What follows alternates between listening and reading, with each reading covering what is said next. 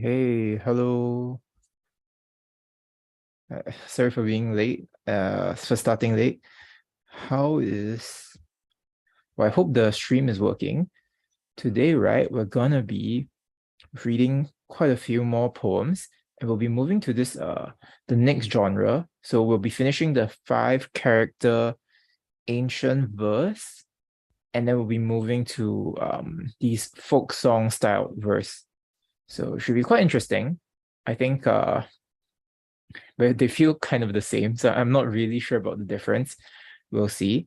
But yeah, hope it'll be interesting today. Okay, so let's start with this first one by Liu Zhongren. So reading Buddhist classics with Zhao at his temple in the early morning. Okay. Um, okay. So a Buddhist poem should be interesting. And this is Chen Yi 超师愿读禅经. Okay, so it's should be Chao here, not really Zhao for as in the translation. Okay, so let's go. 极景数寒尺，清新浮沉浮。闲持背夜书，不出东斋读。真人了无趣，忘机世所逐。遗言亦可明，善信何由熟？道人庭宇静，台色连生竹。日出雾露余，轻松如高木。I think it's 淡然离言月物月心自足。Okay, this should be 说 then. Okay. So it should be sorry. 淡然离言说，物月心自足。Okay. And in English, I clean my teeth in water drawn from a cold well, and while I brush my clothes, I purify my mind. Then, slowly turning pages in the tree-leaf book, I recite along the path to the eastern shelter. The world has forgotten the true fountain of this teaching, and people enslave themselves to miracles and fables. Under the given words, I want essential meaning. I look for the simplest way to sow and reap my nature. Here in the quiet of the priest's temple courtyard, mosses add their climbing color to the thick bamboo. And now comes the sun, out of mist and fog, and pines that seem to be new bathed. And everything is gone from me, speech goes and reading, leaving the single unison. Interesting translation. Oh, let's see. All right, let's go through it line by line. Okay. So, all right, first, reading Buddhist classics. Okay, that seems quite legit. And then the first line, I clean my teeth in water drawn from a cold well. Yeah, I think that's right. And while I brush my clothes, I purify my mind. Okay. Then slowly turning pages in the tree leaf book. So I'm not sure what the tree leaf book is actually. Okay, so this is the tree leaf book is because a lot of Buddhist scripture or sutras were written on these leaves in India. So this is just another way to say the sutras, the Buddhist sutras. So okay, that's good. Then I recite along the path to the eastern shelter. Okay. The world has forgotten the true fountain of this teaching, and people enslave themselves to miracles and fables. I wouldn't say enslave is the metaphor that they're actually using here. So yeah, they sort of forget the real source, right? And then they sort of chase or pursue the, I guess, the traces of the Buddhist teaching. So the metaphor here, it comes from Zhuangzi, actually. So the metaphor is like there's your foot and it leaves behind footprints, right? But the footprint is not the foot. So the idea is that you're chasing the footprint of sort of the Buddha or Buddhist teaching, but you're sort of neglecting what's really important, which is the foot itself. Yeah. And so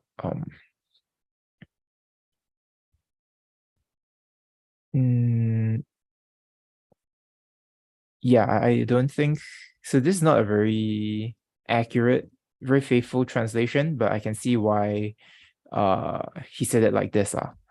Okay. And then the next one, um under the given words, I want the essential meaning. Okay, so the words that are left behind, I hope for I guess the profound meaning, the deep meaning, which does make sense if it's like essential meaning. And I look for the simplest way to sow and reap my nature.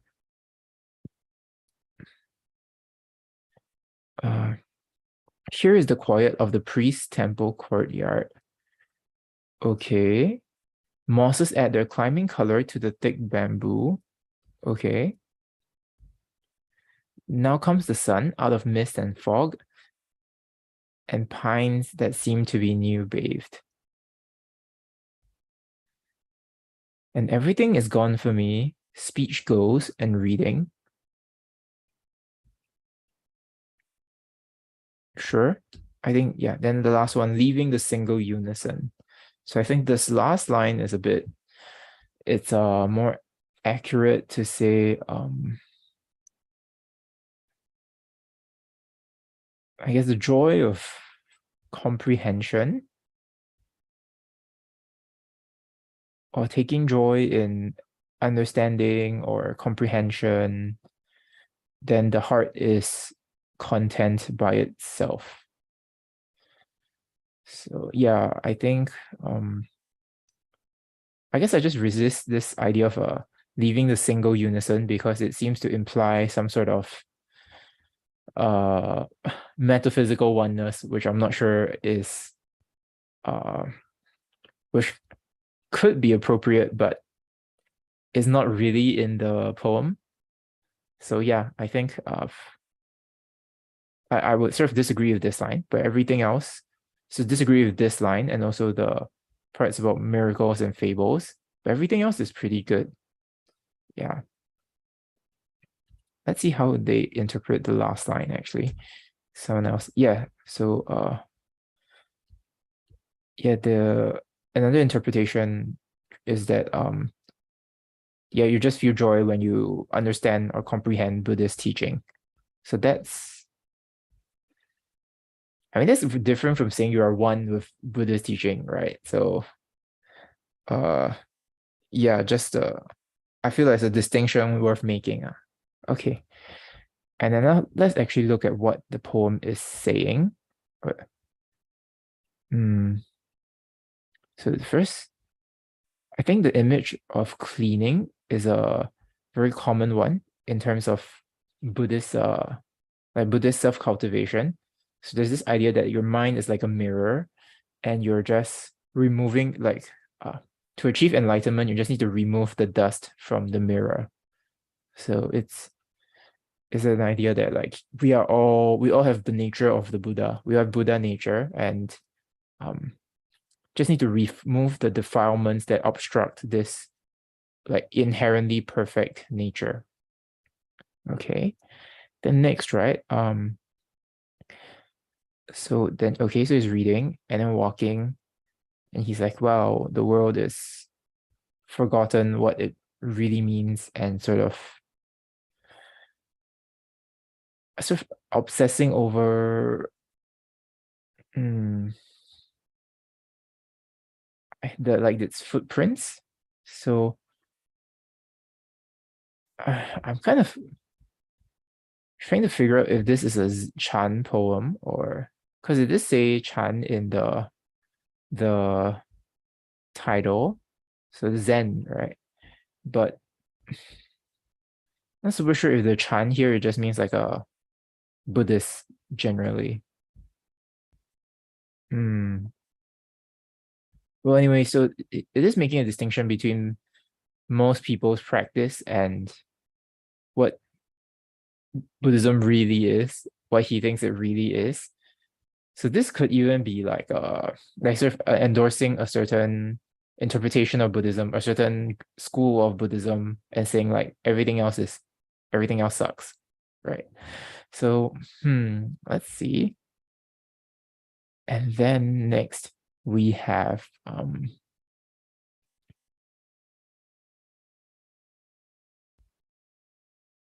under the given words, I want the essential meaning.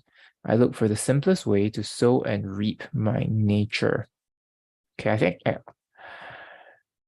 think the metaphor farming here is kind of weird.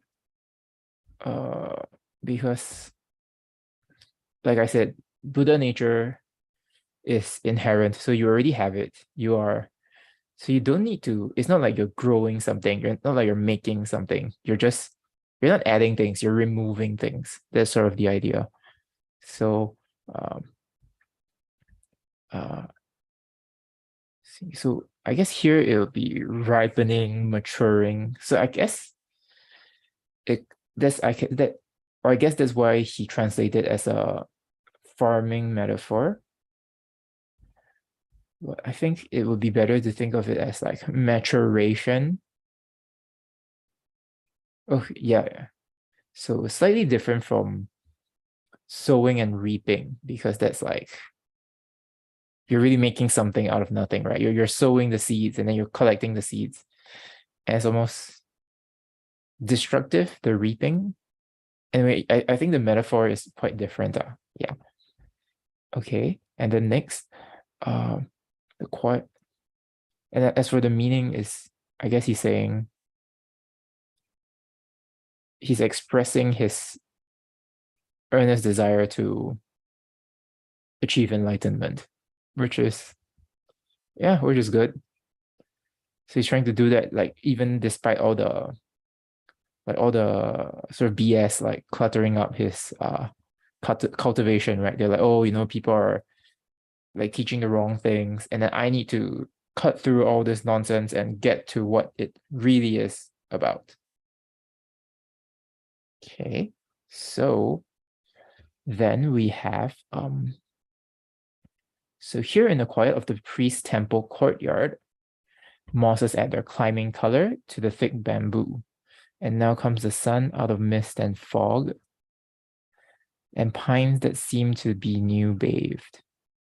So now he's not talking about stuff, he's like going back to his physical location. So he's like, but I think it has to be some sort of metaphor here. So mosses add their climbing color to the thick bamboo. Okay.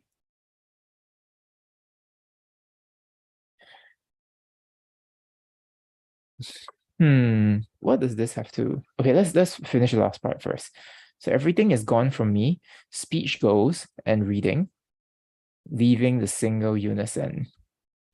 So I think for this part where speech goes and reading, this is because they think enlightenment is this state where it's ineffable, it's beyond words and concepts. And so you cannot express enlightenment, the state of enlightenment, with words or concepts. So I think he's trying to convey the state of enlightenment in this last two lines here. And also, I guess in the 4 lines that he's describing, he's sort of trying to point to the state through this is a description of the scenery, right? And you remember this is quite common, where the scenery is, or at least for Taoism, there's this sense that nature is spontaneous, and that the spontaneity is what we should aim towards. So yeah, it's quite a common idea where the external world is sort of reflective of an internal state, or is like we should aspire to be like the external world almost. So let's see what he's saying about the external world.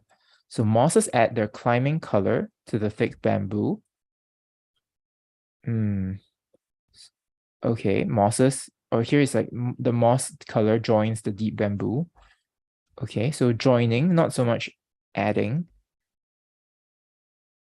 Sounds like a very like minor distinction, but I think it's still important. I'll explain later. Then next we have pines that seem to be new bathed. Let's say green pines, yeah. Like okay, bathed in ointment or paste.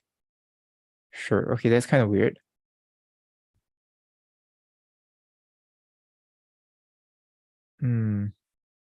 Oh, sorry, I missed the line. And now comes the sun out of mist and fog, and pines seem to be new bathed.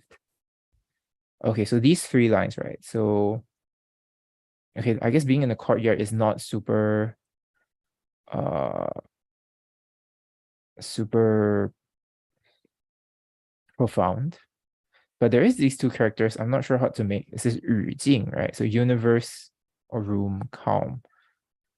So it seems to be implying that the courtyard is reflecting the calm of the universe. So again, it's like the external world as some sort of aspirational, as a model for which your internal state should aspire towards. Okay, so then next, 轻松如高, right? So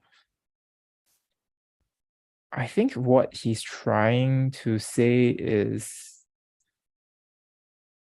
so at least the metaphor of the sun, I think this brings back again to the idea of this perfect Buddha nature within us, and then we only have delusion, like delusions obstruct this Buddha nature, which is why we are not enlightened. So it's like how the clouds are blocking the sun. So if the sun comes out from behind the clouds, I mean, the sun is always there. It's just whether the clouds are blocking it or not, right? So I think here is saying that, so this is a pretty clear metaphor for enlightenment, in my opinion. And then, so then the part about the mosses adding their color to the bamboo. So I think it should be the mosses joining their color to the bamboo, because what it is that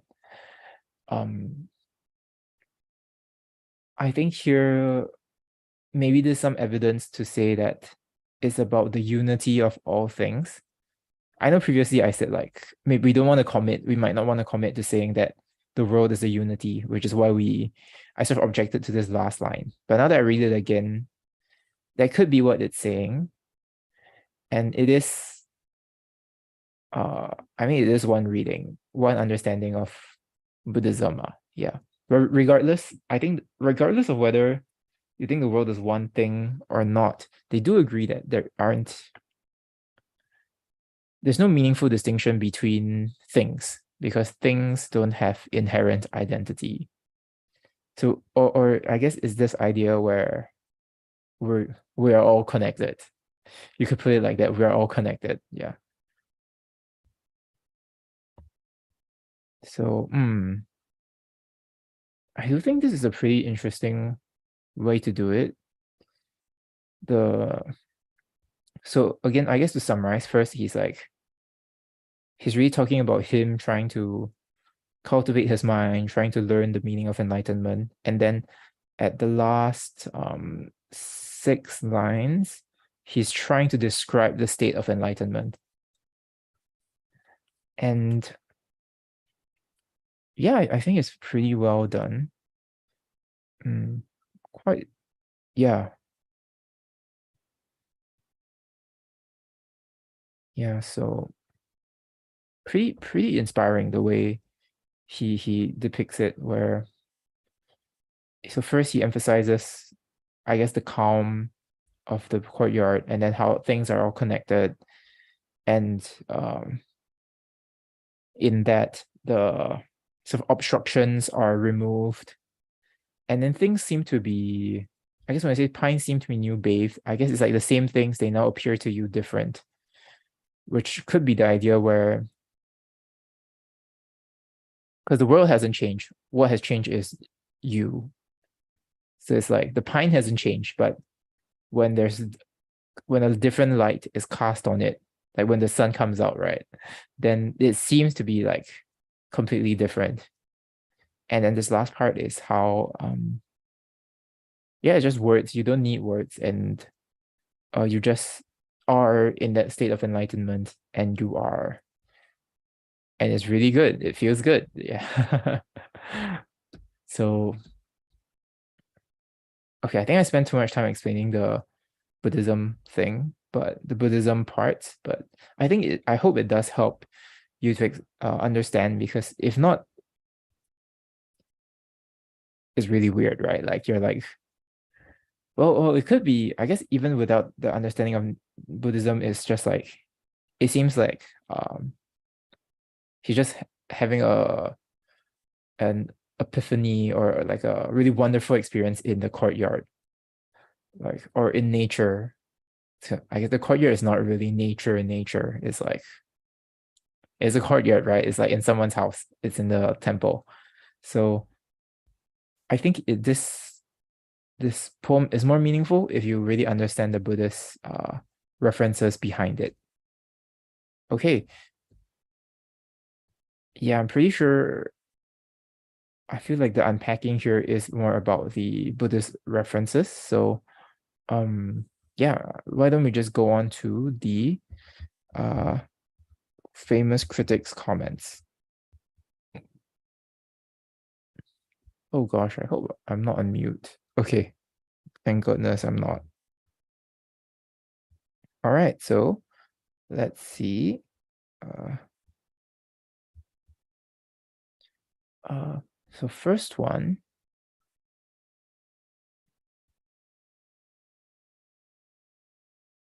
Hmm.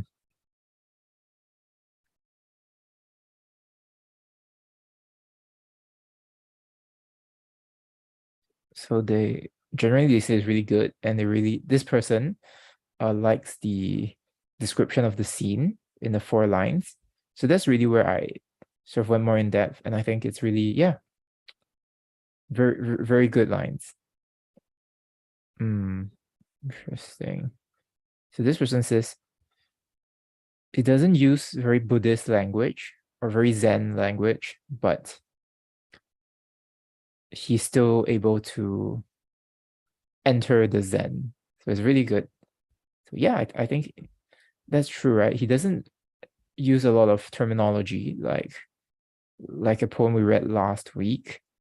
At the same time, it's very yeah. I think especially the description of the scenery is really it does capture the state without having to use a lot of jargon. So I think this is good.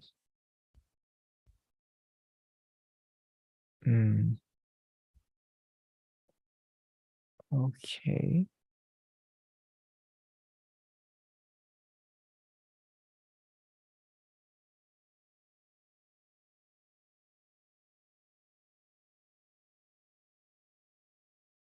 Okay, this is just some doctrinal. It's talking about how he prefers, the poet seems to be preferring a certain it's like Buddhist truth is, he's criticizing that most people in the world do not understand Buddhist truth. So yeah. Okay, I guess nothing super insightful here, but I do like I think he does do a really good job with especially the description of the scenery to convey the state of enlightenment. So yeah, I like this quite a bit. So let us move to the next one. Let me just, maybe I'll just pull down my curtain because it's a bit bright.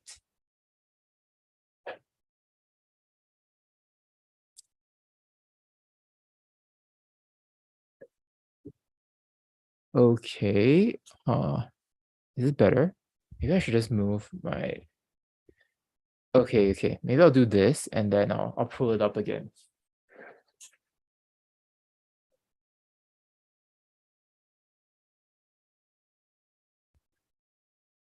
All right.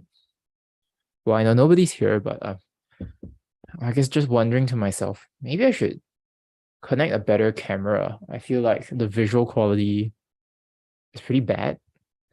And yeah, I mean I do have a camera, but I'm like not really sure how to do it.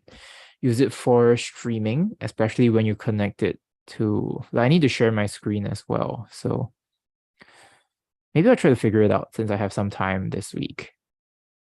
Okay, I guess I'll move to the next poem by the same guy, Liu Zhongren. 栖居, so dwelling by a stream. 久为簪足累，幸此难移者。闲依农圃林，偶似山林客。小耕翻露草，夜榜响溪时，来往不逢人。长歌楚天碧。I had so long been troubled by official hat and robe that I am glad to be an exile here in this wild southland. I am a neighbor now of planters and reapers. I am a guest of the mountains and woods. I plow in the morning, turning dewy grasses, and at evening tie my fisher boat, breaking the quiet stream. Back and forth I go, scarcely meeting anyone, and sing a long poem and gaze at the blue sky. Okay, see, this seems to be a pretty clear poem. He's saying it sucks to work in the public service. So now I am just a humble farmer living in the middle of nowhere. So it's very classic theme where you're like, I hate city life. I'm gonna live in the woods, I guess. Live in the countryside. Yeah.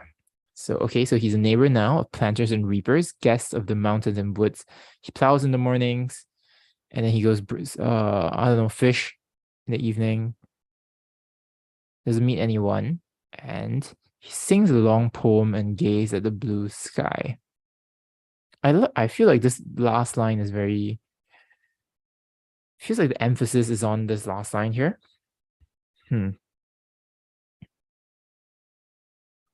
So hmm. So I think it's interesting because in the Chinese, when it says blue sky, he sort of reverses the order here. He's saying like sky blue. So it still means blue sky.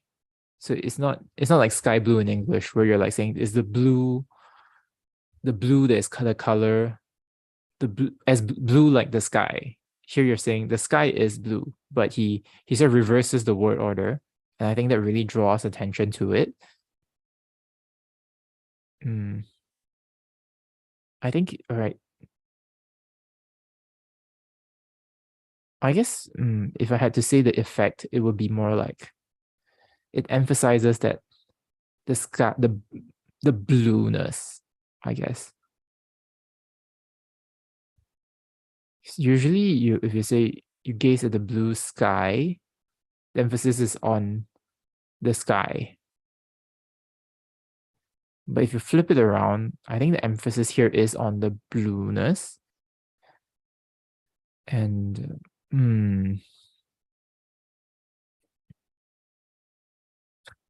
this reminds me of that meme where they're like, okay, you need to interpret the curtain as blue. What does it mean? Is it's and you have this long-winded explanation.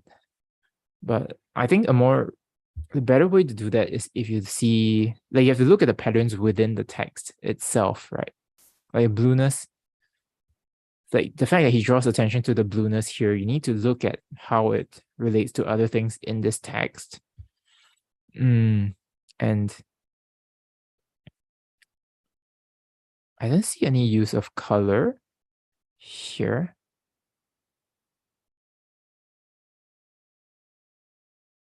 I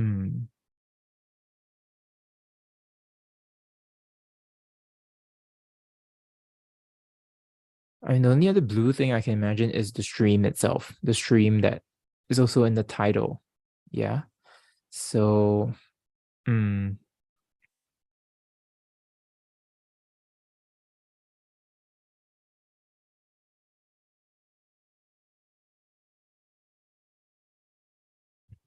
Hmm. Oh, I guess it's also worth noting that the word for blue here is quite different. It's not lan like you would normally say in Mandarin now, but it's bi, which is more, yeah, I guess jade might be a better one because the character itself, the bottom, it literally has like stone, right? The character for stone. So I think this originally means like a stone, the color of jade or some sort of mineral. Let me check. Um, yeah, that's right. Originally it's like a greenish jade, so then it becomes green color. But I mean, green and blue are pretty close, so I guess it's a very specific color. Hmm. I guess, okay, if we're not talking about color, I think maybe you could even say that if it's like jade, right? Then because jade is precious and sort of desire, and yeah, like it's like really precious, right? So I think if the emphasis is on the B here, it's almost saying that you try to accrue, like if you're an official, maybe you can make money and you can buy like small pieces of jade. But when you learn to appreciate nature, the entire sky is jade. Like nature is the real treasure, nature is a far greater treasure than anything you can try to amass as a yeah, like in a materialistic way. Yeah. So it seems like you could say the far more meaningful thing is to appreciate nature, and like by letting go of these small treasures that you have, you're actually getting a greater one. Maybe. All right. I mean, I like the interpretation. I'm not sure how accurate it is, but I'm gonna go with it. Go with it for now. Okay. Hmm.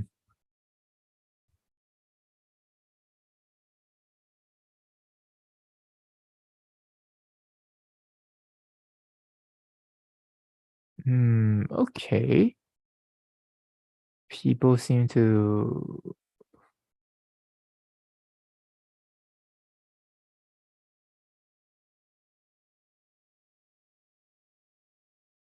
Okay, so this is an interesting line. They say, it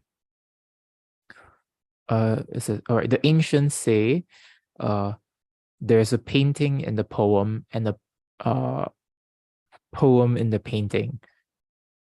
However, there are some things that the painter is unable to capture.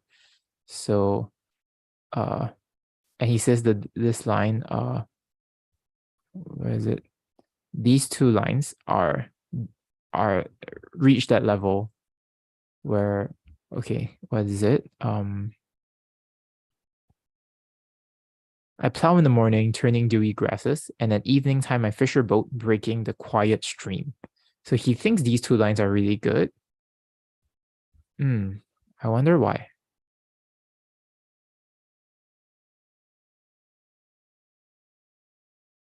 Okay, so I mean, let's just look at this for a bit. So these two are a parallel couplet, and so first one, this is dawn, and this is evening. So both talking about time, and this is to plow, to till, and this is oh,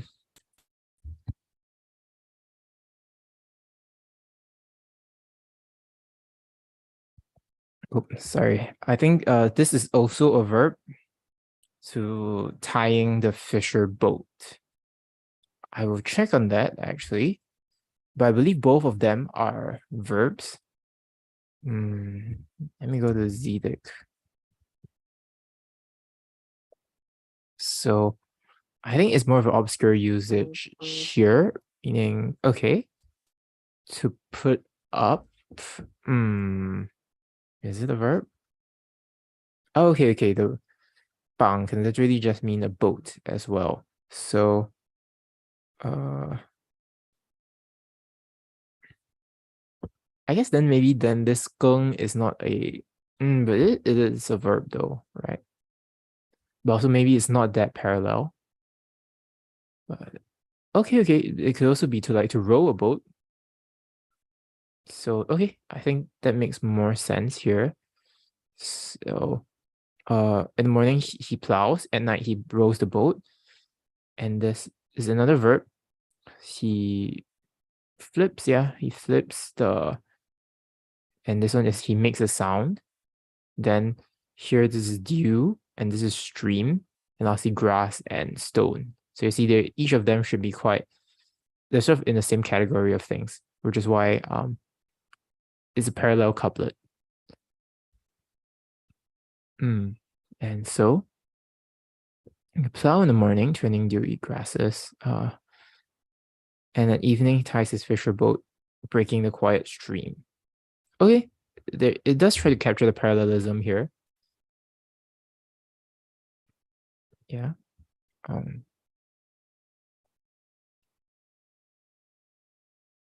Maybe I guess it is very interesting how he sort of captures the entire day with these two lines. It's like morning, like this must be early in the morning because the grass is still dewy.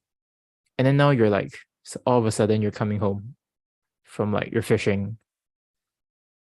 I think, yeah, I guess it is a pretty good way to almost shrink the, all the things you do in the entire day within these two lines. So, I mean, I don't find it as profound as this guy, but as this commentator, but yeah, it's pretty good. Okay. I think that's about it. Maybe to go back to the last line again. So maybe it's not just about, I mean, we talked about the sky being jade, but I think there's also a part about the singing to the sky. I think singing to the sky. Let's see here. The one translation. Okay, well, it's not necessarily to, but at least you're looking at the sky.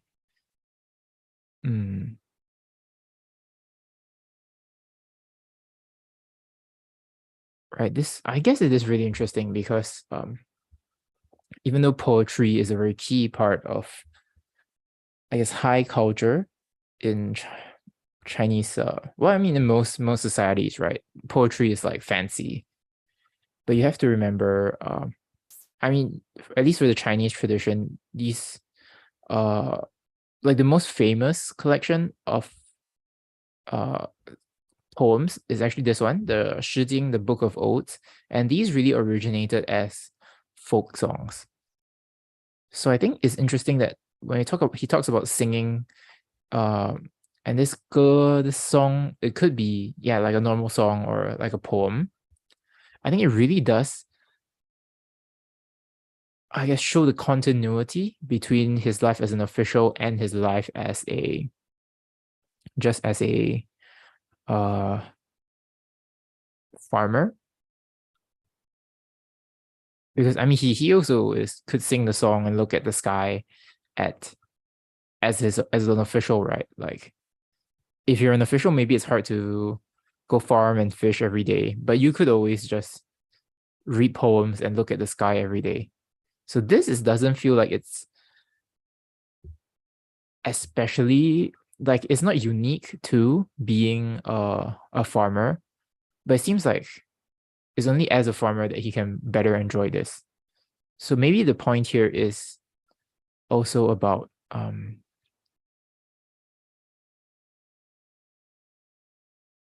yeah, it's about how it's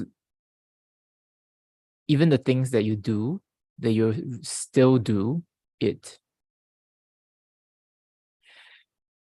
is transformed by its context, maybe, or maybe he's just so free of the worries of being a public servant that he can really appreciate like the pleasures of life. And even though these same pleasures seem like they were available to him as an official, but it seems like now is even better. So yeah. Because when people are like, oh, I want to retire, I want to just go like drink tea at the beach. I guess nobody says they want to drink tea at the beach, but I like drinking tea. But it's like, I mean, you could drink tea at your office. You could drink tea like almost anywhere, right? But it seems like it's like the state of mind. Yeah. So maybe it's obvious, but I do think it's quite interesting that he really ends on something that, this could very well come from just like you could imagine a poem where it's like, oh, I was working all day in the office, and then now I come out and I sing a long poem and gaze at the blue sky. Like, this is not very specifically farmer or farm life. It's not really unique to farm life. So yeah, just interesting that he ended it in this way, and he's emphasizing it so much in this last by putting it in the last line. Okay, maybe we could move on to the next one if there aren't any comments. Okay, you say hello, so hello. Well, for people joining, I feel like you missed I think the first poem we read today might have been the best one, so you might want to rewind if you can. But, well, I don't know. I think I just like it because it's Buddhist. But yeah, I do think there's pretty good ones, because later it's pretty wild. We have these 4 seasons, these 4 poems for each representing a different season, and they're by Li Bai, who is, like top 2 poets of all time, like one of the goats, right? So I'm sure it'll be really good as well. So let's see. And here we actually have a 2-part poem by Wang Changling. And oh wow, okay, we're actually entering a new genre here. I didn't even know this. So now we're at this folk song style verse. I think maybe we could look a bit at the genre.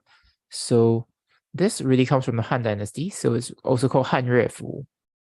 So normally it's called Yue Fu, but then it's called Han Yue Fu as well because it's from the Han Dynasty. And this is usually I guess accompanied by in like song and dance. So it's usually for, let's say, banquets. But yeah, so this sort of its origin, and from my understanding, at least from the ones I've read, they tend to have a lot of wordplay and a lot of puns. But I'm not sure if this is still true in the Tang Dynasty. Yeah, at least for the Han, there is quite a lot of wordplay. It's yeah. So let's see. We'll since we'll be reading almost all of them today, so we're reading to 43, and yeah, let's just start with this one. By Wang Changling, At a Border Fortress, 塞上曲. So the title is a bit, I think, controversial. Okay, this is kind of weird also, honestly, the translation, but here, I think they just call it, at least apparently it's part of 4 poems, and they're both 塞下曲. So they should all be under the border fortress. But titles are sort of some poems go by quite a few titles, so I wouldn't fixate too much about this, but just to note. So let's start with this.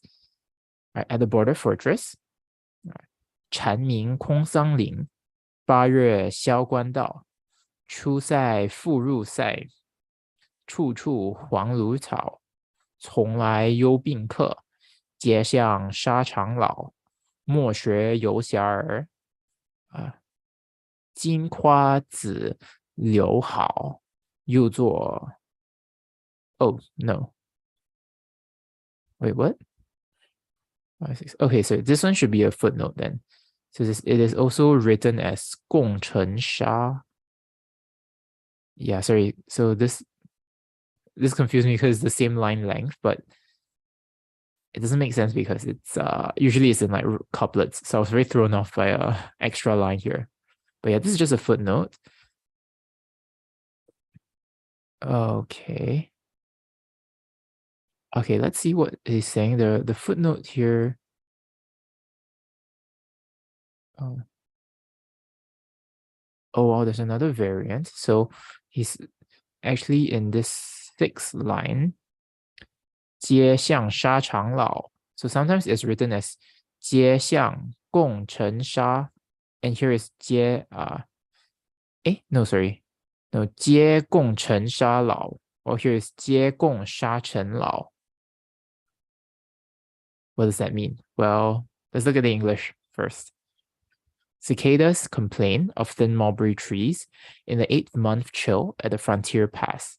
Through the gate and back again, all along the road, there's nothing anywhere but yellow reeds and grasses, and the bones of soldiers from Yo and Bing, who have buried their lives in the dusty sand. Let never a cavalier stir you to envy with boasts of his horse and his horsemanship.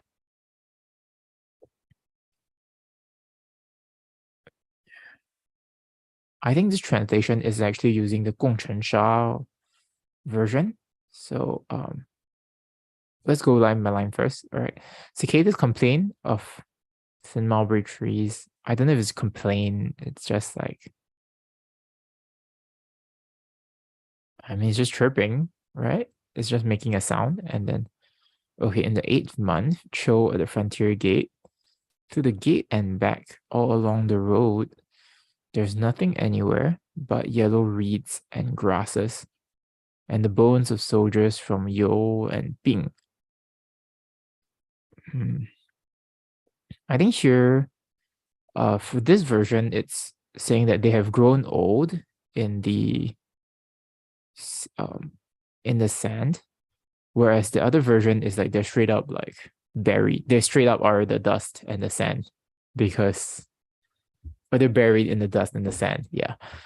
So, okay. So just a note here, it could be they're just old or they could be buried, like straight up dead.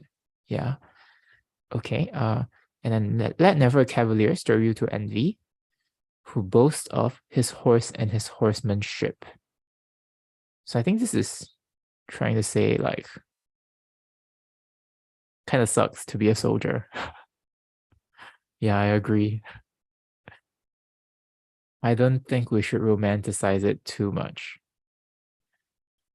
Yeah, you know what? Yeah, I agree. I don't think we should romanticize being a soldier. I mean, dude, you're literally killing people. Like your job is to, a good soldier will have to kill a lot of people, and I don't know. It's not really. Yeah, I just don't think we should glorify it.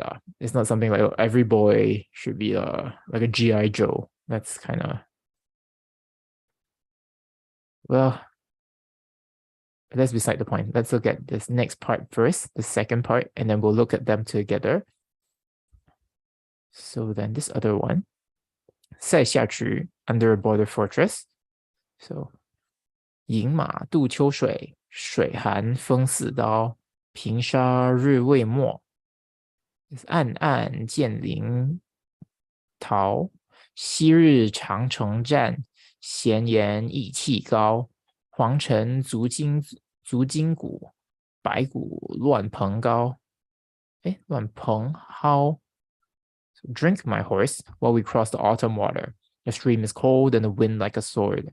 As we watch against the sunset on the sandy plain, far, far away, shadowy Lintao. Okay. In old battles waged by those long walls, ones were proud on all men's tongues. But antiquity now is a yellow dust, confusing in the grasses its ruins and white bones. she's looking at this Ling Tao. I think it's like a ruined city here. Let's see. I see. Yeah, I think it's a famous city in the Qin Dynasty. And okay, I guess in both so this is really about how. Okay, maybe one more note about the city. I think it's notable that it's about I think it was famous that the Qin Dynasty built like a very long wall on it, which is why it says there was a long battle on the long wall here. All battles waged by those long walls. Okay, so so at least it seems like what he's saying is, you back in the day you really risk your life, and many people actually gave their lives fighting for this city, and like wow, this is like so hyped up, right? Everyone was talking about it and they're saying like it's so important. But now look, it's just like a freaking ruin. Like no one cares. I think he's trying to say that, yeah, and then all you have left are ruins and white bones. So you sort of sacrifice so many lives, but all you have are like for what? for this city that no one that is like useless now. All you have are just I think in both poems then is really talking about how the futility of war, or he's emphasizing the sacrifices of war and how it's really not worth it. And I guess in that sense, it's very 20th century, right? It's very like those World War One poets.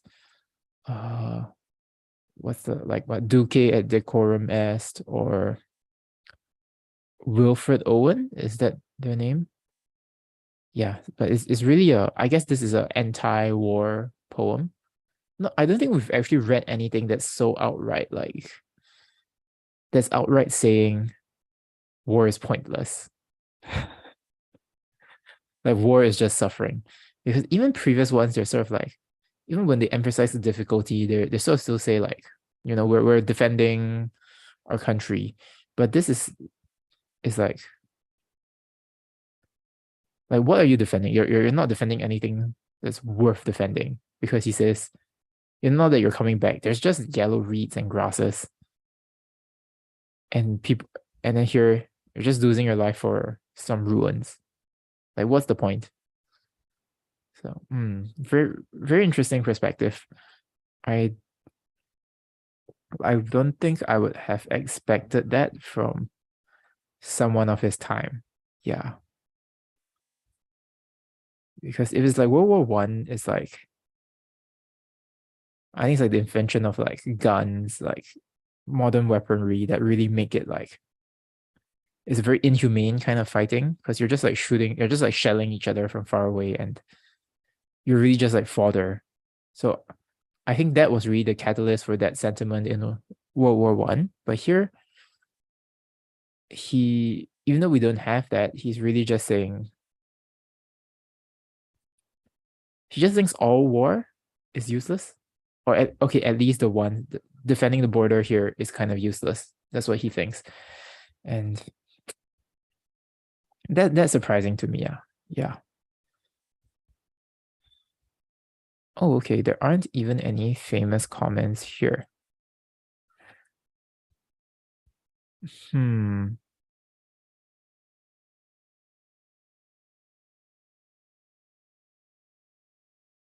Okay. So just looking to see if you have any comments. I guess not. But yeah, just again, crazy that he's just like anti-war. Maybe okay, let's look a bit more about the context before we move on. The context wise, oh, it doesn't really say much. Maybe here.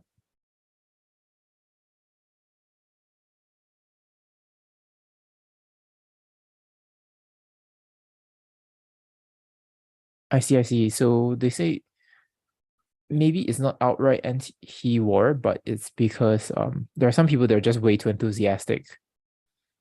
So it's sort of meant as a,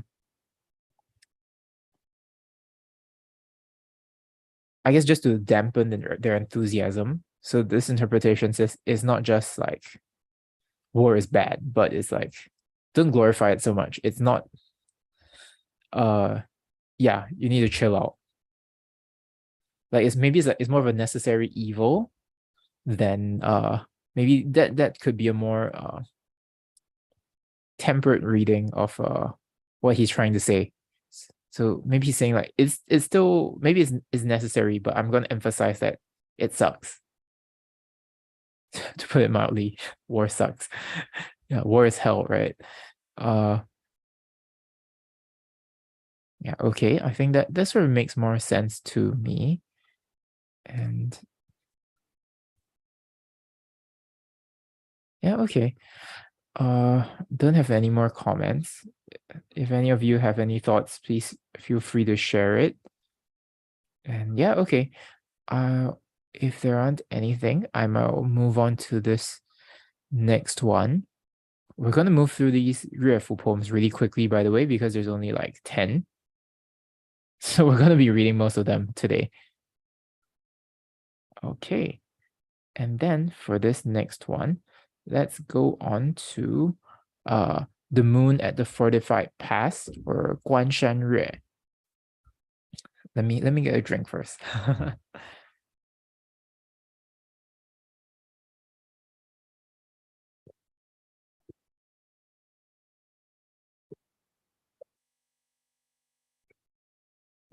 All right. 关山月，明月出天山，苍茫云海间。长风几万里，吹度日门关。汉下白登道，胡溃青海湾。由来征战地，不见有人还。戍客望边塞，思归多苦颜。高楼当此夜，叹息未应闲。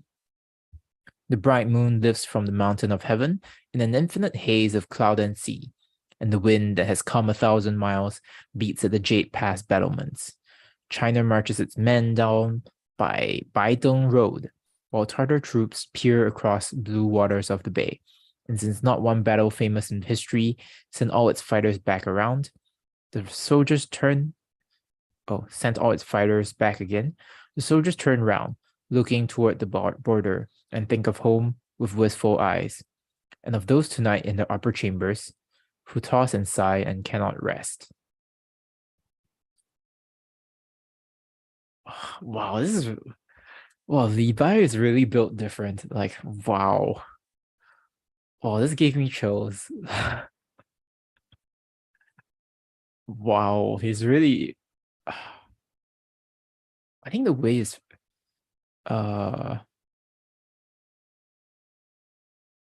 wait, but this is I really like these two lines.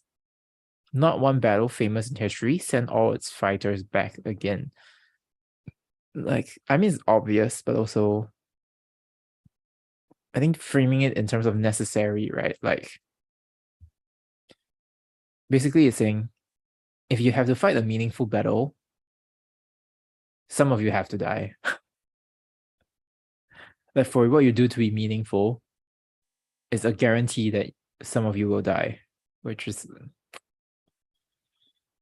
I think it really reframes it, right? It's like you're not, yeah, I think to make it seem so like so certain. But maybe let's look at what it says in the Chinese, because I'm not really sure that it's a great translation. So it's like from the past, all these like bad no. Where is this? I think it's 胡会in Taiwan. Yeah, it is this. Okay. I don't think okay, I feel okay, maybe the translation is good because here it says from the past till now, these like attacks and the places where there's battle, you don't see people returning.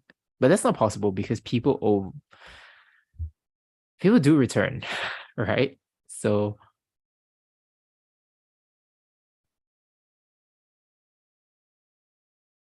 interesting.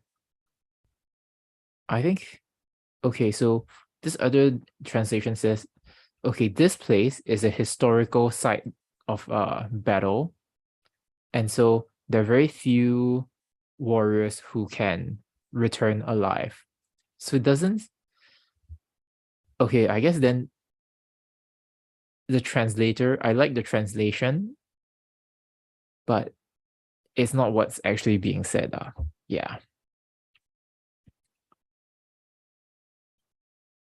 Hmm. And I think then in this case, I'll read this more as this line where you don't see people returning. I think that's like a sort of emphasizing the casualties. Yeah, I'm sort of having trouble understanding how he would.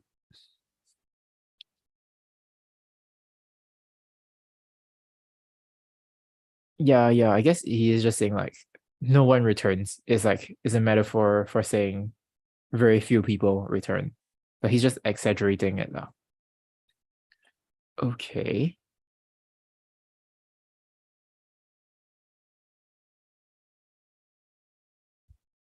I guess it's worth let's look at some of the uh since it's talking about the location here, let's actually see what is the context for this. So first one, it says this heavenly mountain of heaven. This is referring to this mountain. Is it between Gansu and Xinjiang?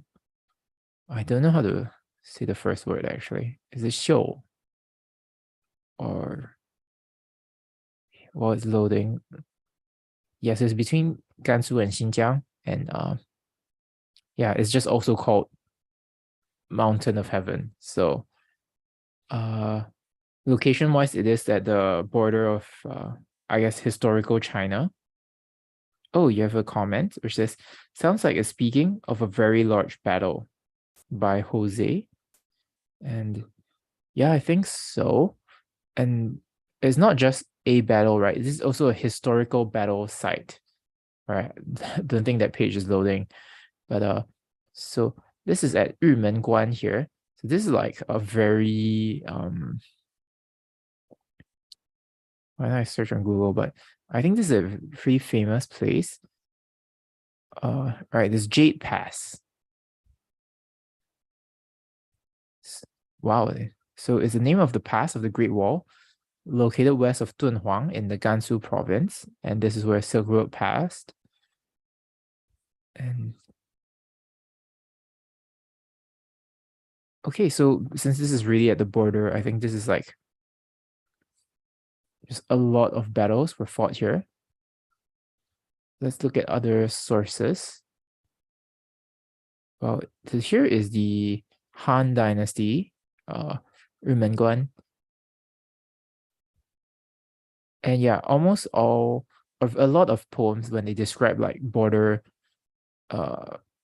describe the border, they'll always mention this. So this is like a very famous pass on the border. Are there any wars here? Yeah, I guess when you say it's a big battle, yeah. Oh, okay. So these are all the poems that have it. Right, we've read this. This 春风不度日门关. The spring wind does not cross the Jade Pass. And yeah, so it's almost I think it has like a lot of symbolic significance. And it's when you say it, it just really calls to mind all these famous battles, all these important battles. So trying to think of an analogy. Is when you say like Waterloo, you know, something like that, right? Where you're like, oh, you think of Napoleon, like a famous battle there. So it's something like that where it really has a lot of historical significance. And yeah, so I think it might be significant that it's brought up here. Well, I mean, it's brought up in almost all the border poems, I guess, but I guess it doesn't diminish its importance as a battle site. Okay, so all right, so this was at Yumenguan, and then I don't think they really pointed out the other places. The Baideng Road. So this is also just near another mountain. It's just another mountain, Baideng Mountain. And Qinghai Wan. Oh, there's the blue waters of the bay. So this is a specific bay, I believe. So it's just okay, it's just at some place. Is at Qinghai Sheng, Qinghai Hu. Is in Green Sea, I guess Green Water Province, Green Water Lake, where there's Green Water Bay. So it's all named after this thing. So I guess it's pretty famous. Yeah, I know it says blue. I mean, Qing here could be blue or green. So yeah, blue green.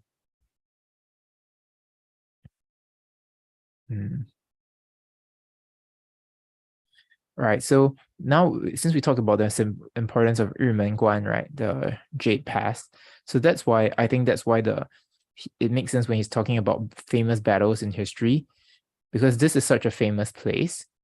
Like, so they are also aware that they are so part of the history of. They are part of history. They are part of these famous battles. Like, there's a good chance this will be a famous battle, and if that's the case, they will probably die. Yeah. I guess in Li Bai's terms, it's like he will definitely die because no one returns. No one returns from a famous battle. Okay. I guess that's true. Maybe like the most famous battles where it's like let's talk about 300, right? The 300 Spartans. The whole point is that they fought to the last man. So maybe that's what Li Bai is trying to say. Yeah. So then and because yeah, I think so then because of that they turn around and they sort of think of home, and when they say like, oh, those in upper chambers who toss and sigh and cannot rest, it's like their family, like it's their wives, right? So yeah, is their wives. That's what they think here. I think what is being described here is I think they do feel like that they're doing something important, but at the same time, they remember like the human cost of it. So they know that okay, we're probably gonna fight this famous battle. Like we will live forever in that sense because this is uh it's really a crucial battle. But at the same time, like yeah, like I'll probably die. So I think this is again, I think this really balances the two sides of a war or like war poems. One is like necessary evil, right? It's like this has the most that is necessary and also is evil. Okay, maybe it's too far to say it's necessary or evil, but it's important, but also it's also tragic. And I think this poem balances both sides of it really well. So unlike the previous poem, right, where it's just like war bad, this is, I mean, war is still bad here, but you have the other side saying like, yeah, we are doing this, and this is not, it's not random. Like there is a reason why people keep defending this Jade Pass, and it's because it's a very important uh point to protect the border. So yeah. Oh wow, and it's still interesting that, but ultimately it's titled after the moon at the fortified pass.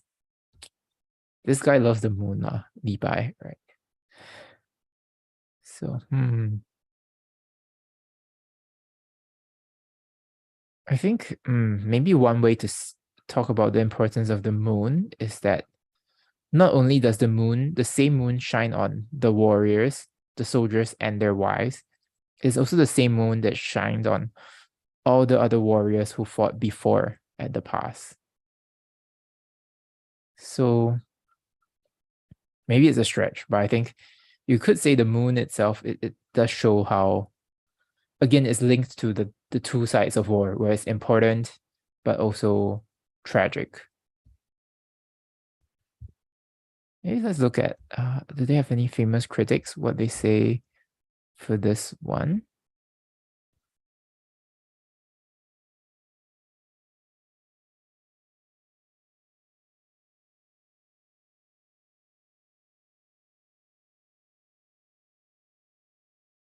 Hmm.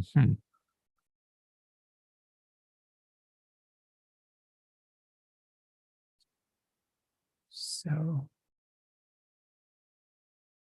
I think this guy's picking out this Japanese scholar. I'm gonna guess I think it's Sato Gensui. I'm gonna guess that's the reading pronunciation, but he's saying that when he's talking about the mountain of heaven, it really is trying to make use of he's playing on the name of the mountain, so that there's this sea of clouds that comes later. Okay, I don't think I talked enough about the this first part actually, because we have talked about sort of going like their death and like the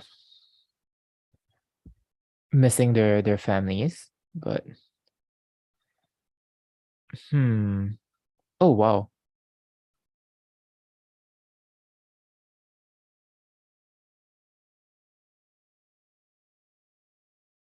Oh, a lot of new comments.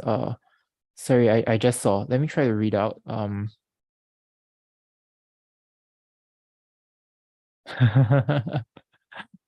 think about how your kids returned after watching my live stream. I guess you're joking about that. Okay. And then they say the moon was the witness of all. Yeah, that's what I agree. And then there's one comment which asks, how does the author say Tartar troops in the poem? I'm curious how that is translated. So Tartar here should be who.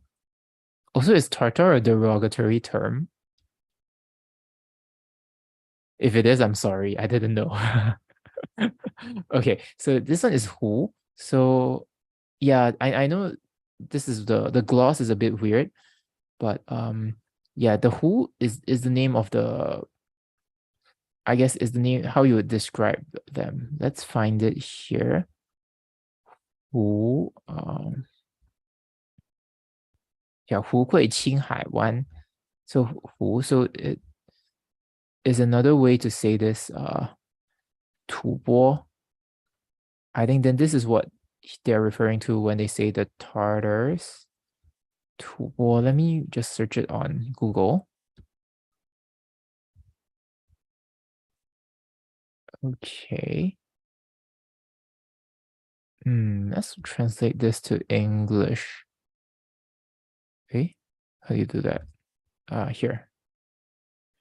Oh, no way. Is this literally just the Tibetans? Wait, what?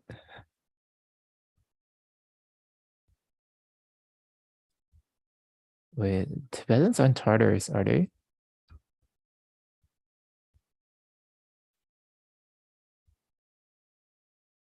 What?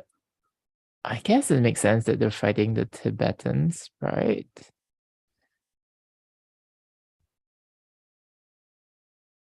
Oh,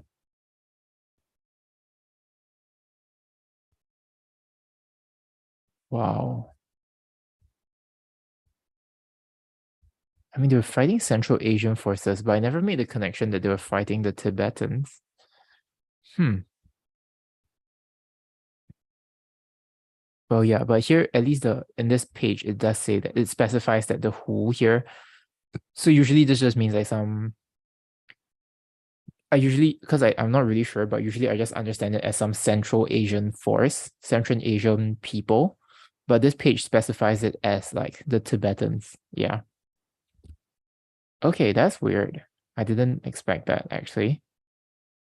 Huh. Okay. So more comments. Okay, so you don't think it's a derogatory term, but it's a very large group in North Asia. So what specific army the author meant? Yeah.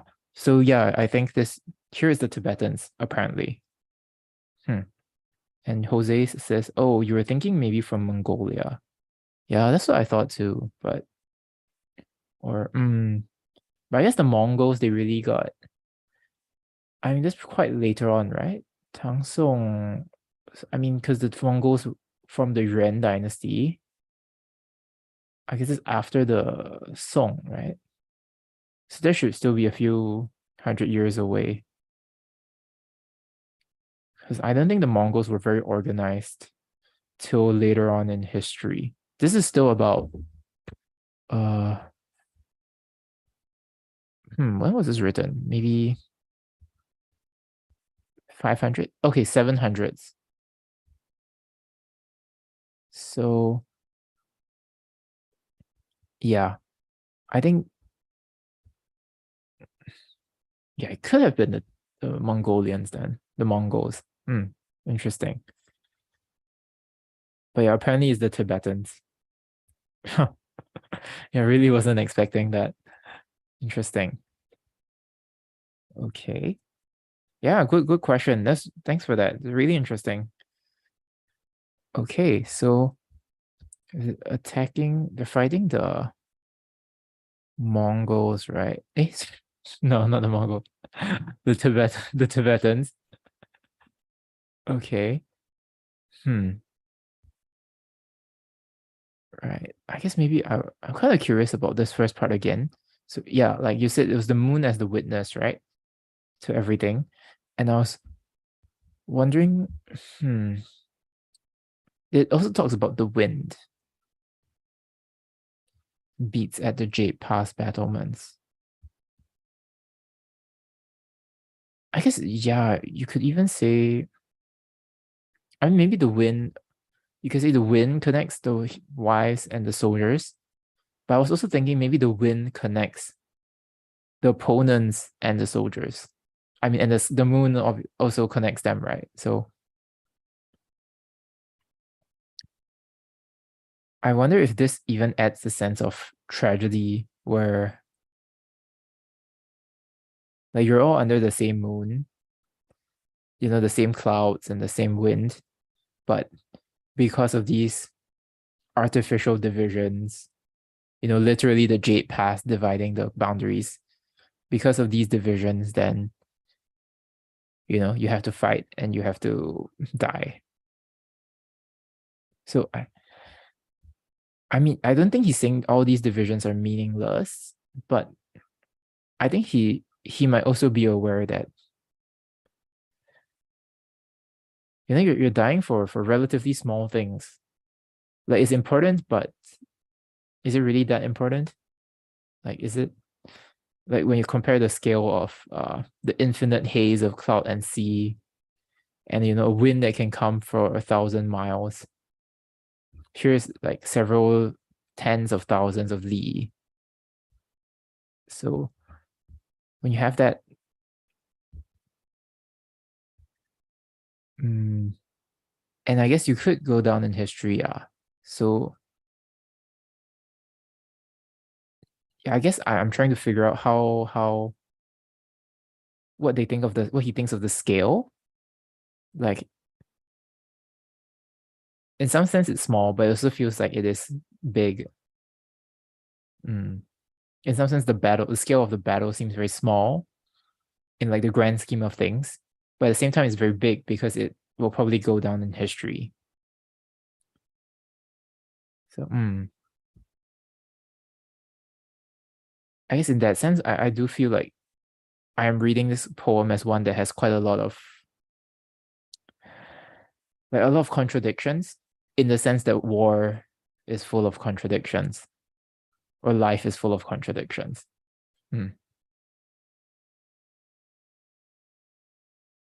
Yeah, okay. Maybe wonder if I'm reading too much, but interesting. And you say, thanks for checking it out. Oh, no worries. Yeah. It was very helpful, the question. Like I really learned something today. So yeah. Okay. I think if there's nothing else, I'll move on to the next poem. Well, really the next 4 poems. So this is cool. This is Li Bai again. He wrote this ballad of 4 seasons. So we have spring, summer, autumn, and winter. I know this one doesn't have the same formatting, but it's really like, you see the Chinese title is the same. And then why don't we read through all 4 of them, and then we can look at them together. So first, Ballad of 4 Seasons, Spring. 子夜四时歌，春歌. So this is Qin, right? So 秦地罗夫女，采桑绿水边，素手青条上，红妆白日先。残机妾日去，无马莫留连。So the lovely 洛夫, yeah, this is a weird transliteration, but the lovely 洛夫 of the western land plucks mulberry leaves by the waterside.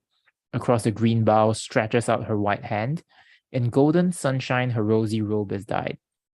My silkworms are hungry. I cannot stay. Tarry not with your 5-horse cab, I pray. Honestly, I feel like this fits a better vibe with the this genre, this 乐府 folk song style verse. I don't know, my impression is like this genre is more about like chill life than about war. So I was pretty surprised we had so many war, at least 2 war poems just now. So okay, so this is, I guess, briefly what's going on here. So this girl called Luo Fu, she's picking mulberry leaves. So mulberry leaves are for the food of shit. So the mulberry leaves are like food for the silkworms. So this is very like domestic scene. It's like, oh, I'm just weaving. I'm feeding the silkworms, and then so I can weave. Okay, so I don't know who she's talking to. Well, let's read the other poems first. The second one, Ballad of 4 Seasons, Summer. 子夜四时歌，夏歌。镜湖300里，汉旦发荷花。5月西施采，人看爱若也。回州不待月，归去月王家。On Mirror Lake, outspread for miles and miles, the lotus lilies in full blossom teem. In 5th moon, I'm on the 5th month, right? In 5th moon, Xi gathers them with smiles. Watchers overwhelm the bank of a Ruoye river, Ruoye stream. Her boat turns back without awaiting moonrise to, I guess, Yue Wang's house amid amorous sighs. Okay, I don't think they said this, and I don't think they said amorous sighs in the original. Okay. let me just actually translate this. Okay, line by line. So, okay, on Mirror Lake, yeah, I mean, outspread for 300 li, 300 Chinese miles. And then the lotus lilies, okay. Yeah, they're in full blossom. I mean, it's like they're literally the lotuses are blooming. And then on in the 5th month, Xi which is this very famous, very famously beautiful woman, she's gathering the lilies, and then people are looking, and I guess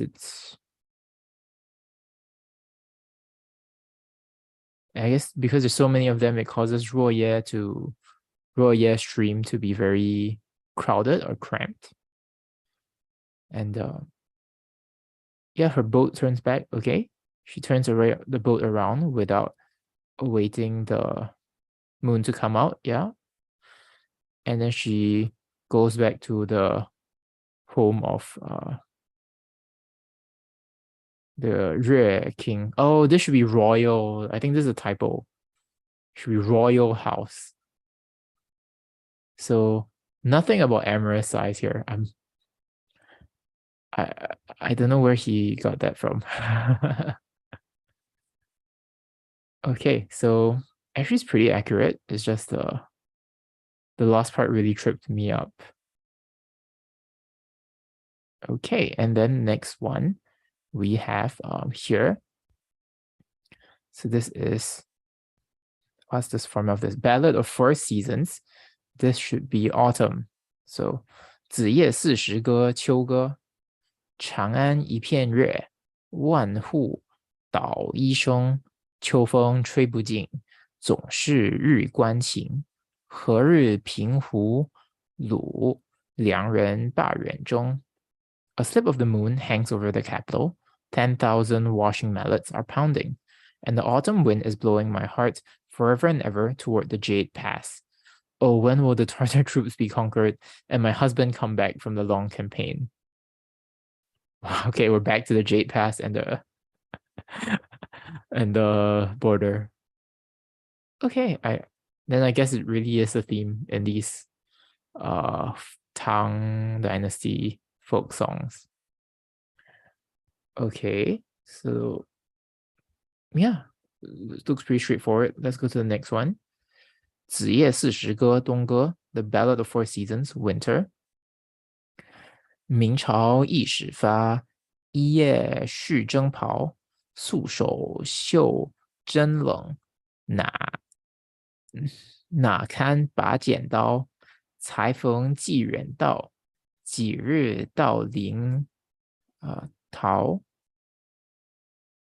The courier will depart next day, she's told. She sews a warrior's gown all night. Her fingers feel the needle cold. How can she hold the scissors tight? The work is done, she sends it far away.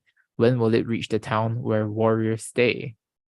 Okay, I like this translation. It's kind of cute. I mean, it rhymes, right? And I think it kind of fits because, for example, this one, I feel this is more of a, you recognize this in Mandarin. I think this is actually more of a,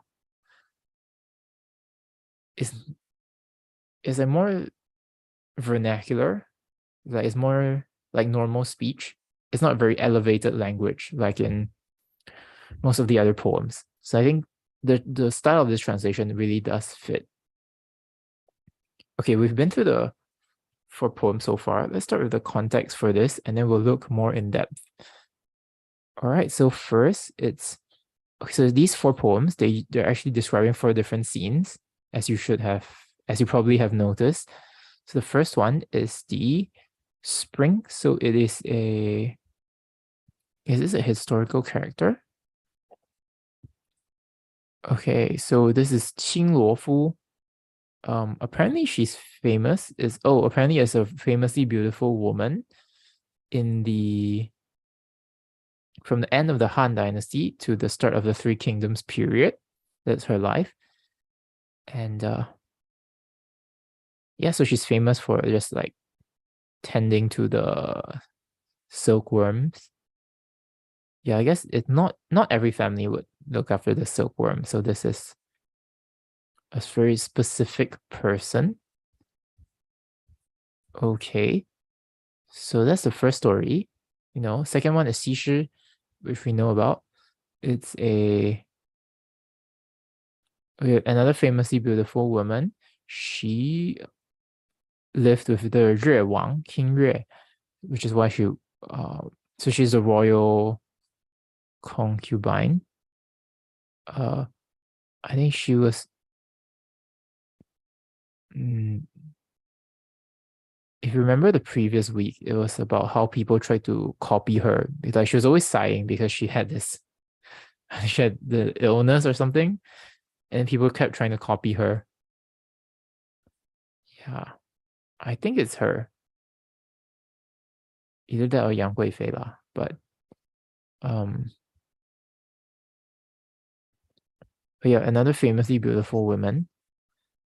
And then third one is just like waiting for the husband to return. So it's also a woman.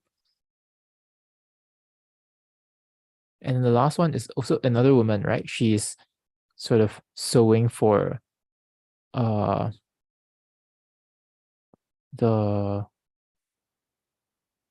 gown for the husband. Interesting. I think interesting that they're sewing here when previously there's one about like feeding the silkworms. So it seems like they're kind of connected, not just because they're okay, so there's 4 seasons and then there's 4 women, and then there's also something about silk that sort of is like a literal thread like running through the 4 poems. That's pretty interesting.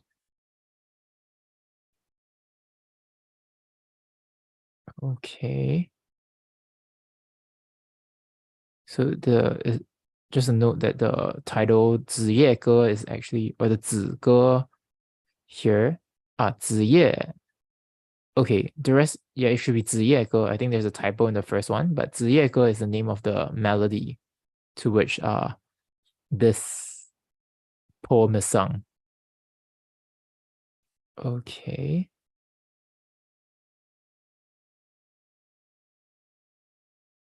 Wow, I feel like there's really a lot to think about, to unpack here. I see. Okay, so in the first one, right, you'll be like, what's up with this horse thing? So apparently, right, if you remember, she's like, okay, she's just picking mulberry leaves, and then she's like, just really looking after her silkworms, right? And she's like, oh, my silkworms are hungry, I cannot stay. So don't stay here with your, I guess it's like your chariot that has like 5 horses. So this apparently is like some official that's trying to hit on her. So she says she's trying to turn him down nicely. So that's really interesting. Okay.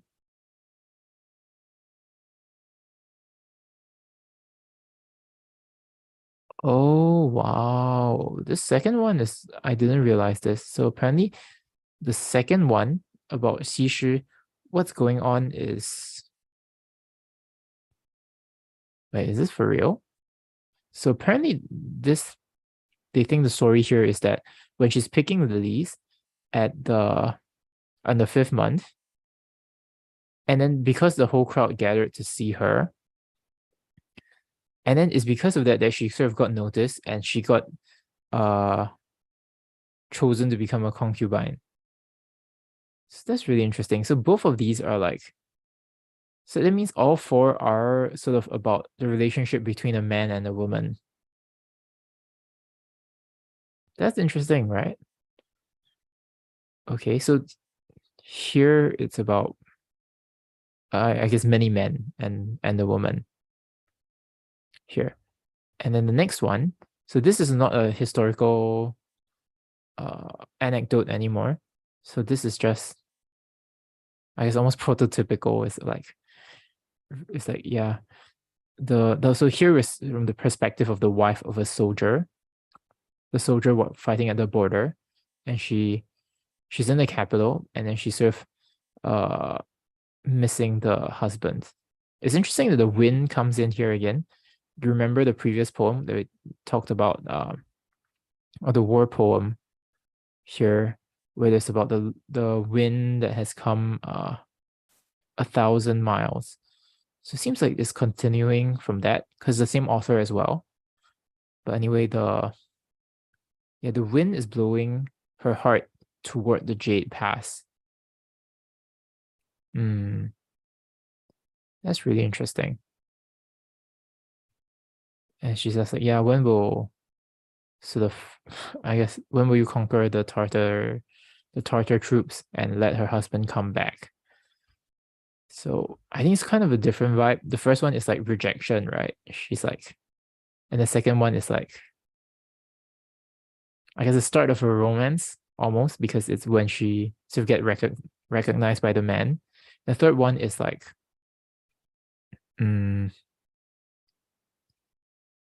it's like there is a romance, but now they're separated because of circumstances. And this last one says, so this one she's sewing her husband's clothes, even though it's late at night and it's very cold because it's the winter. Yeah, I guess that's also why the husband needs more clothes, and then she'll send it to him via the courier. I think this is also at the border. Yeah, correct. I think it's also at the border. So, this is really interesting.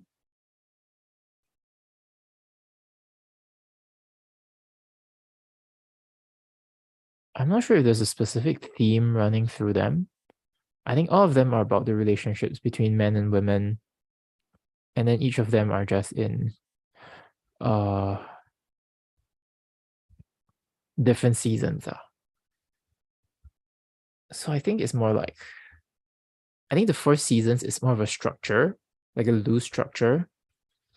I don't think there's a very deep like thematic coherence between them. Or do you guys have any thoughts? Really interesting. Yeah.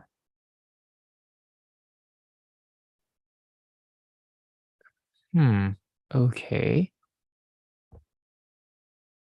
Well, I was actually kind of expecting more from this, but it's still pretty interesting. And I think looking at the famous comments is interesting that like the autumn one has the most comments, and everything else is just like one line. So maybe let's focus on the autumn one here, which is okay. So it's the war poem again. Interesting.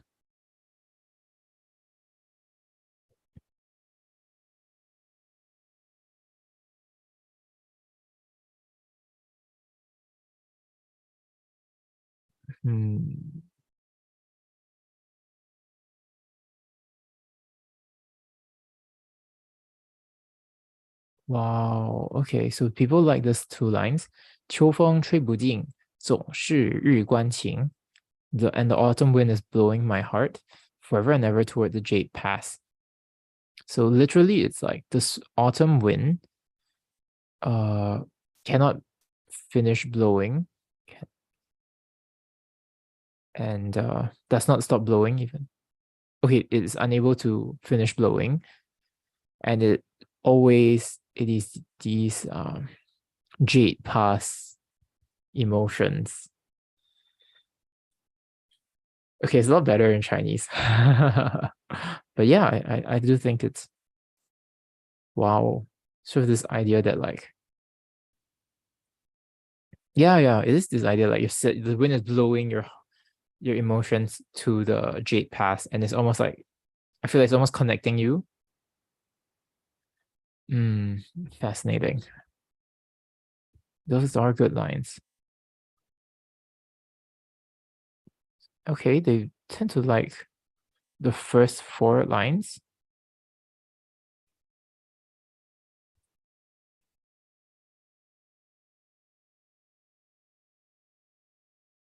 So there are people saying maybe you should just delete the last 2 lines, but the first 4 lines are really good.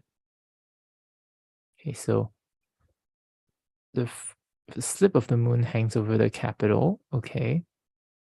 10,000 washing mallets are pounding my heart. And the autumn wind is blowing my... 10,000 washing mallets are pounding, and the autumn wind is blowing my heart forever and ever toward the Jade Pass. Again, we have the idea of the moon. So it's the same moon over her and her husband. And this idea that I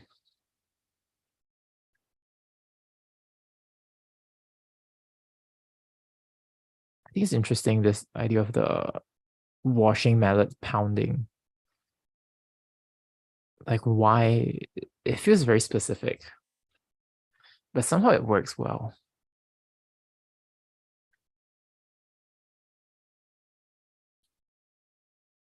I mean, this is about clothes, right? I guess there's another...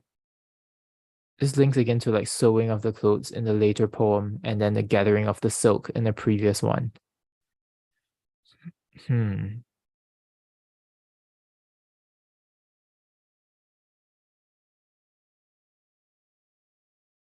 Yeah, quite a mystery. I wonder why. It feels like it does work. The idea of like the very rhythmic pounding of the washing mallets. So, but why? Not really sure why it works. Okay. Kind of tired today. I think I might just finish with the last poem for the day. Oh, it's really long. Okay, but yeah, I do like these 4. All right, let's just go head on to the last one. Then we can call it a day. So this is 长干行, a song of Chang'an by Li Bai again. Feels like there's a lot to talk about. All right. 妾发出妇阁，折花门前剧。郎骑竹马来，小床弄青梅。同居长干里，两小无闲情。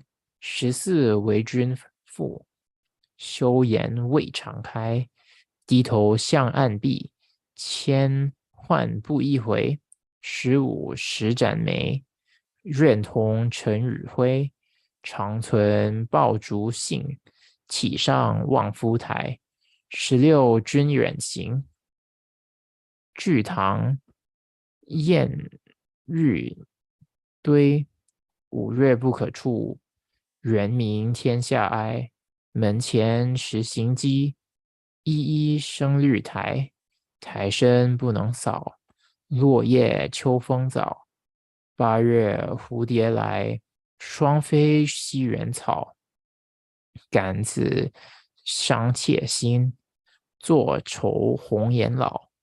早晚下38，欲将书报家。相迎不到远，直至长风沙。Wow. Okay, wow, that's great. All right, let's read the English. My hair had hardly covered my forehead.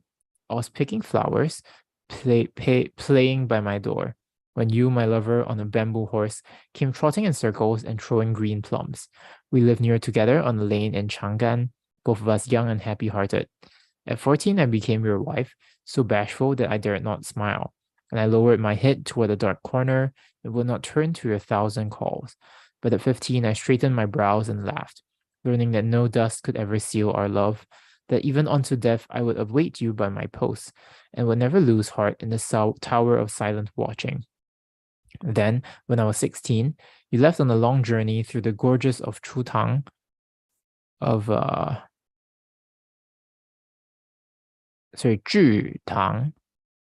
of rock and rolling water. And then came the 5th month, more than I could bear, and I tried to hear the monkeys in your lofty, far-off sky. Your footprints by our door, where I had watched you go, were hidden, every one of them under green moss, hidden under moss too deep to sweep away. and the first autumn wind added fallen leaves. And now in the 8th month, yellowing butterflies hover 2 by 2 in our west garden grasses. And because of all this, my heart is breaking, and I fear for my bright cheeks lest they fade.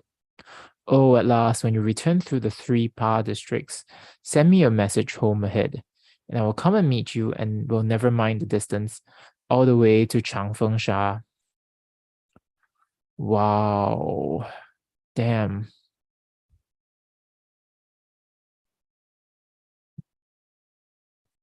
Oh, wait. This one, interesting, because I thought this was actually a war poem. But apparently the journey that the husband went on is he's a merchant. Okay, that's interesting. So this is okay, so let's really break this down.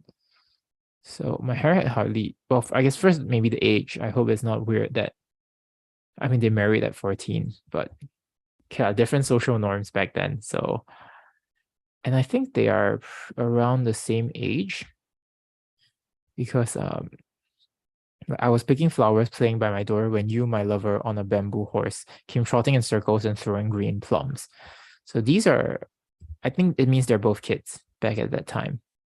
And this is really I mean, this is really a sad phrase now. When you say someone's like a 青梅竹马, 青梅 is like the green plums, 竹马 is the bamboo horse.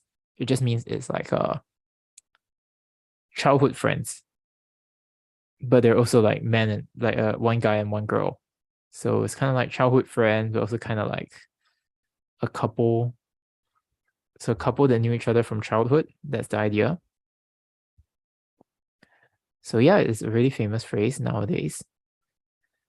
And okay, so they sort of grew up together and then they married. And really cute description. Yeah. It's like, wow, learning that no dust could ever seal our love, that even unto death I will await you by my post. Wow. Dang.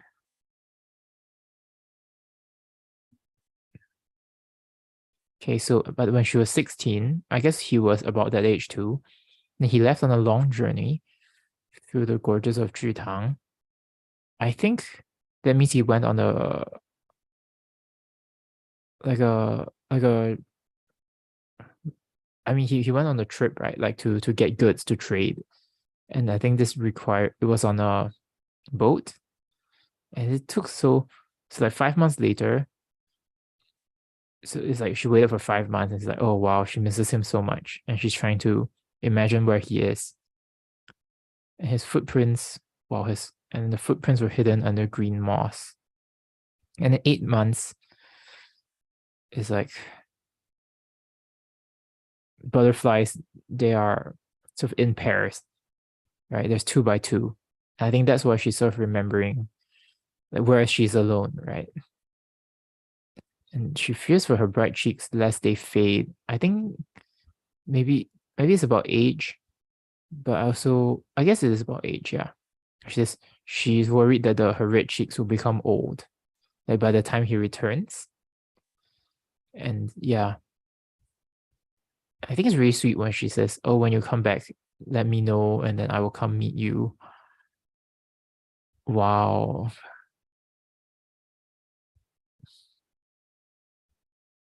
I don't know, as in there's nothing to say. It's so good.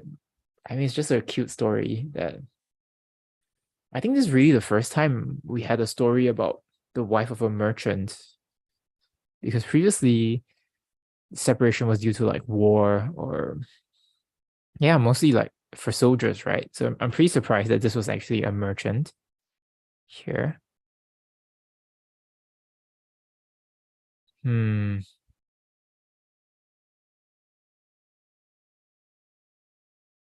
I don't really have much to say. I think I do like the part. So as in there's not much to analyze, so why don't I just say some things I liked? So I like the how the butterflies are in pairs, and that's why it makes her miss her husband more. Okay. Parma says maybe the family just agreed they would be married. So this is because they're 14, right? And yeah, I think so. Um, I'm pretty sure at that age it's quite chill to they do get married pretty early, like at that time. So it's not as sus as it might appear. Okay, so then, so I do like the butterfly line. Where is it? 8月蝴蝶来，双飞西园草. So in the 8th month, the butterflies come, and in Paris they fly. I guess they flitter in the grasses of the West Garden. That's really cute. Yeah.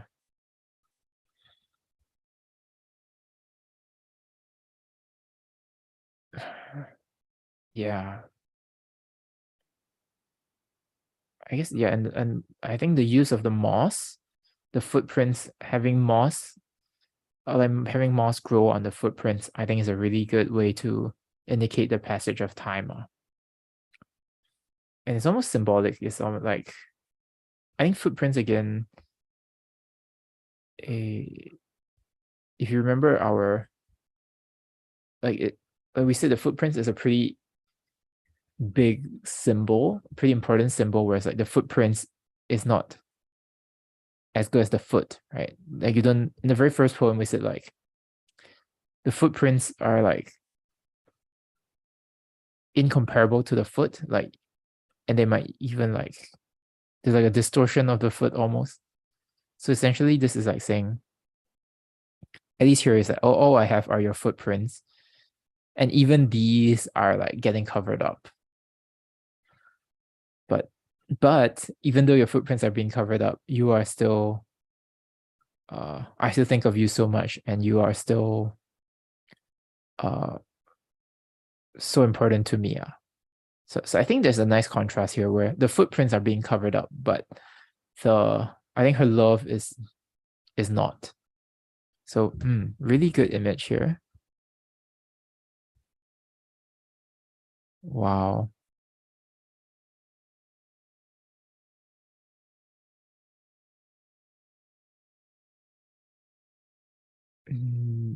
Yeah, I guess honestly not much else for me to say. It's just a good poem. Maybe I'm sort of curious if the next one is also okay. So the next one is not the second part, because this is actually a set of 2 poems. All right, so only this part was in the collection. So yeah, I think that's all about it for me. It was really good. Yeah, I really do like this poem a lot. It's just not much to say. Like a great story, and sorry if I'm a bit low energy today. Really tired. Uh, should be better next week, I hope. I don't really have school for the upcoming week, so I do hope to get my video out. I've been working on this video for like the last 1 or 2 months, and I really want to get it out soon. So if you're here, yeah, I guess please look forward to that. I do hope to get it out before my next stream. So yeah, thanks to anyone who stuck around, and I'm going to, oh, okay, here's one. Okay, Parma asks, what webpage do I use to look at critics of these poems? So actually, I'm just on like the Chinese Wikipedia called 百科百度. Sorry, 百度百科. So yeah, it's basically Chinese Wikipedia, because like our usual Wikipedia doesn't have that many that many that much information about Chinese poetry, right? So essentially, I just go to the Chinese Wikipedia. I just like search the poem, and then it has quite a lot of stuff. It has the poem itself, has like notes and translation and context. So honestly, a lot of stuff, but I just use this section, which is the 名家点评. Yeah. So, okay. Oh, and yeah, for those who are, I know there's a lag between, because I will say things first. It'll take like a minute to get to you. So now I'm seeing that all of you are saying bye. So I'm just gonna say bye. And yeah, thanks again for everyone for coming.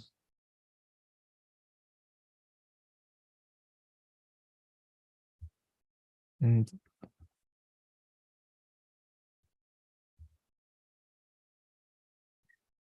yeah, I guess I'll end the stream. If there's anything, please comment. And yeah, good talking to you today. All right, bye bye.